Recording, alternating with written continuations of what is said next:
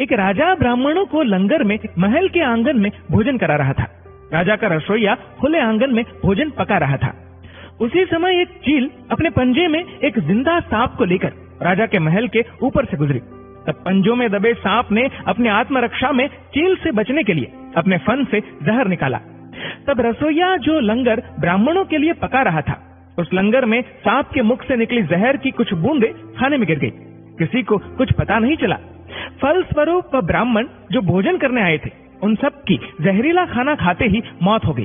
अब जब राजा को सारे ब्राह्मणों की मृत्यु का पता चला तो ब्रह्म हत्या होने से उसे बहुत दुख हुआ। ऐसे में अब ऊपर बैठे यमराज के लिए भी ये फैसला लेना मुश्किल हो गया कि इस पाप कर्म का फल किसके खाते में जाएगा।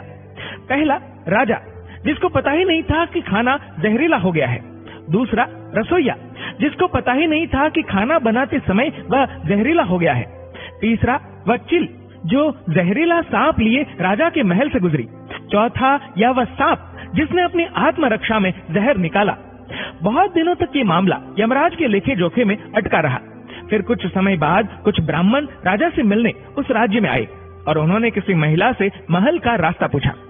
उस महिला ने महल का रास्ता तो बता दिया, रास्ता बताने के साथ साथ ब्राह्मणों से ये भी कह दिया कि देखो भाई, जरा ध्यान रखना, वह राजा आप जैसे ब्राह्मणों को खाने में जहर देकर मार देता है। बस जैसे ही उस महिला ने ये शब्द कहे, उसी समय यमराज ने फैसला ले लिया कि उन मृत ब्राह्मणों की मृत्यु के पाप का फल इस महिला के खाते में जाएगा और इसे उस पाप का फल भुगतना होगा। यमराज के दूतों ने पूछा, प्रभु ऐसा क्यों, जबकि उन मृत ब्राह्मणों की हत्या में उस महिला की कोई भूमिका भी नहीं थी। तब यमराज ने कहा कि भाई देखो, जब कोई व्यक्ति पाप करता है तब उसे बड़ा आनंद मिलता है, पर उन मृत ब्राह्मणों की हत्या से ना तो राजा को आनंद मिला, ना ही उस रसोइये को आनंद मिला, ना ही उस सांप को आनंद मिला और ना ही उस चील को आनंद मिला। पर उस पाप कर्म की घटना का बुराई करने के भाव से बखान कर उस महिला को जरूर आनंद मिला। इसलिए राजा के उस अनजाने पाप कर्म का फल अब इस महिला के खाते में जाएगा। बस इसी घटना के तहत आज तक जब भी कोई व्यक्ति जब किसी दूसरे के पाप कर्म का बखान बुरे भाव से करता है, तब उस व्यक्ति के पापों का हिस्सा उस बुराई करने वाले के खाते में भी डाल दिया जाता है। अक्सर हम जीवन में सोचते हैं कि हमने जीवन में ऐसा कोई पाप नहीं किया, फिर भी हमारे जीवन में इतना कष्ट क्यों आया। ये कष्ट और कहीं से नहीं, बल्कि लोगों की बुराई करने के कारण उनके पाप कर्मों से आया होता है, जो बुराई करते ही हमारे खाते में ट्रांसफर हो जाता है। इसलिए सावधान रहे।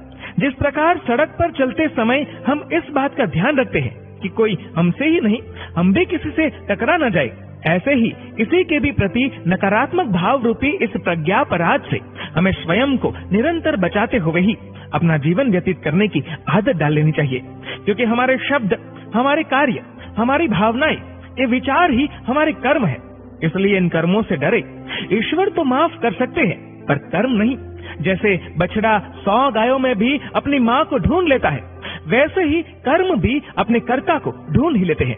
दोस्तों, इस वीडियो को लेकर आपकी क्या राय है, नीचे कमेंट करके जरूर बताएगा। और अगर आपको वीडियो अच्छा लगा हो तो इस वीडियो को लाइक करेगा, शेयर करेगा ज्यादा से ज्यादा लोगों तक,